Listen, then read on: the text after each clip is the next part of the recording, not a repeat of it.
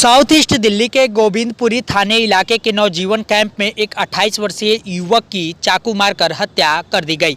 मृत युवक की पहचान नवजीवन कैंप के रहने वाले ब्रिजेश के रूप में की गई है, जो पेशे से ड्राइवर था। परिजनों ने बताया है कि सन्नी और सूरज नाम के युवक ने महज ब्लूटूथ से बजा रहे म्यूजिक को बंद करने के लिए कहा था, जिसके बाद ब्रिजेश के दोस्तों ने म्यूजिक बंद कर दी। इसी बीच युवकों के बीच आपसी विवाद होता है, जिसके बाद आरोपी सूरज और सन्नी ब्लूटूथ को तोड़ देते हैं और मारपीट शुरू कर देते हैं।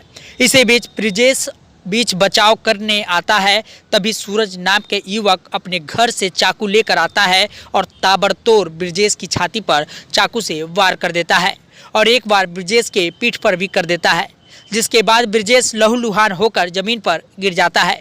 बीच बचाव करने आए ब्रिजेश के दोस्तों को भी आरोपी दोनों युवक चाकू से वार करते हैं, जिसके बाद वह घायल हो जाता है और दौड़कर ब्रिजेश के परिजनों को घर से बुलाकर लाता है। तब तक दोनों युवक फरार हो चुके थे। आनन फानन में ब्रिजेश को मजीदिया अस्पताल ले जाया जाता है, जहां डॉक्टर उसे मृत घोषित कर देते हैं, जिसके बाद घटना की पूरी सूचना गोविंदपुरी थाने को दी जाती है। मौके पर पुलिस पहुंचकर पूरे मामले की छानबीन में जुट जाती है। हालांकि खबर लिखे जाने तक आरोपियों की गिरफ्तारी नहीं हुई है। देखिए यह रिपोर्ट। यहाँ पे लड़ाई हुई थी, किसी दोस्त यार की, उसकी यहाँ पे आया था वो छुड़ाने के लिए।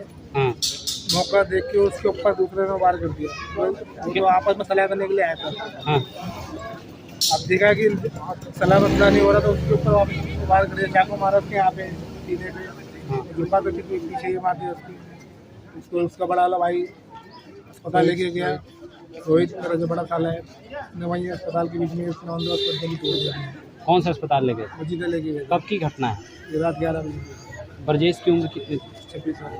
जैसे भाई ने बताया वैसे मैं साथ में ही था इसके, वो यहीं कोने पे खड़े थे और अपना गाना सुन रहा था।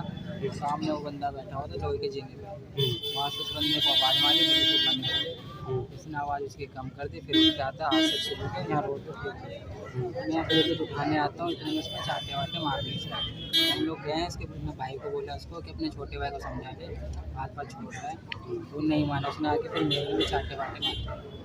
उसके बाद हम लोग बहस करने, उसका बड़ा भाई आ गया, वो चिल्लाने लगा, मार के क्या कर लेगा, वो क्या है, उसको लेके चलेंगे।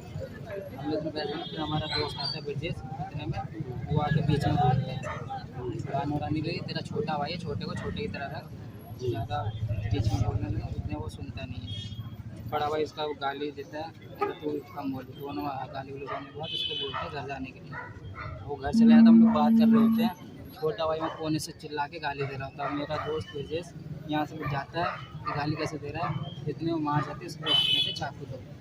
हम भी फिर पीछे पीछे गए, अब एक दूसरे को पकड़ा हुआ है, वो इतने में चाकू मारे जाते हैं। ब्रजेश को चाकू से? हाँ, तुम्हें भी चाकू मारा? फिर उसके बाद मैंने उसके बड़े भाई को पकड़ा हुआ था, फिर ये आया, फिर उसने मेरी गुड्डी पकड़ी हुई थी, उसने बोला इसमें भी 2 चाकू मार, उसके दोस्तों को भी मार।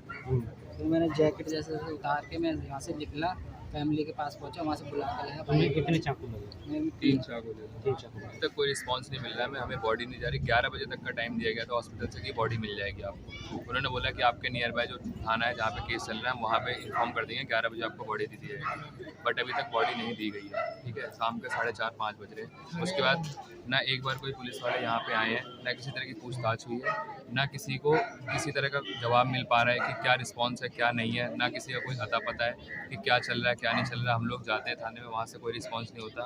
रात में एक रिपोर्ट लिखने के लिए, सिर्फ हम दोनों के बयान लिखने के लिए 2 बजे हमें बिठाया गया है, सुबह 7:30 बजे छोड़ा गया है।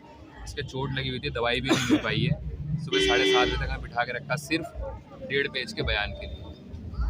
घटनाक्रम ऐसा है कि ये 3 दोस्त थे, उनमें से एक दोस्त बाहर से निकलता है, अंदर चादर लेने जाता है। 2 दोस्त बाहर खड़े होते हैं, तो 2 जो आरोपी हैं, सूरज और उसका भाई, वो दोनों बाहर सीढ़ी बैठे होते हैं। तो उनमें से एक व्यक्ति को बोलता है कि अपना जो ब्लूटूथ चल रहा है उसको बंद कर दे। तो वो आवाज़ कम करता है, इनके आपस में बातचीत होती है और वो लेके ब्लूटूथ को तोड़ देते हैं।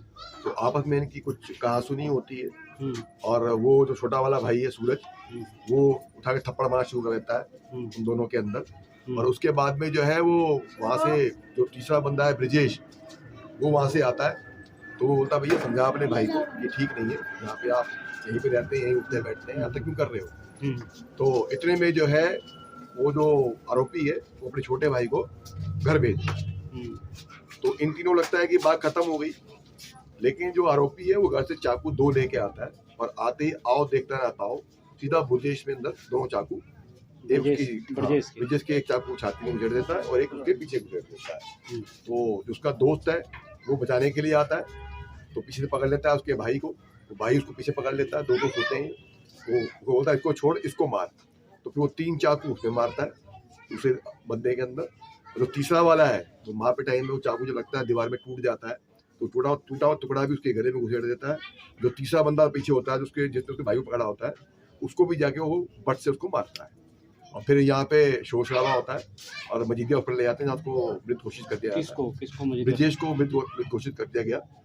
और ये जो स्लम एरिया है, जहाँ तक मुझे अब तक यहाँ पे जानकारी मिली है, जो ये दोनों आरोपी है तो ये असामाजिक कार्य से जुड़े हुए हैं, ऐसे कार्य करते हैं जो नहीं करने चाहिए। और यहाँ के पुलिस प्रशासन अपनी तरफ से जो कर सकती है वो अपनी कार्रवाई कर रही है। मेरे यहाँ की जो पुलिस प्रशासन है उससे सविनय निवेदन है कि ये दोनों आरोपी जो इस वारदात को करके यहाँ से फरार है, जल्द से इनको पकड़े, जबकि एक आरोपी तो मर्डर केस के अंदर ही पैरोल पे बाहर आया हुआ है, तो जल्द इनको पकड़े और कानूनी जो सजा हो सकती है वो दिलवाए। और ये स्लम एरिया है, यहाँ पर थोड़ा सा अपनी गश्त को बढ़ा के यहाँ के जो आम जन मानस है उनको सुरक्षा प्रदान करें। Press the bell icon on the YouTube app and never miss another update.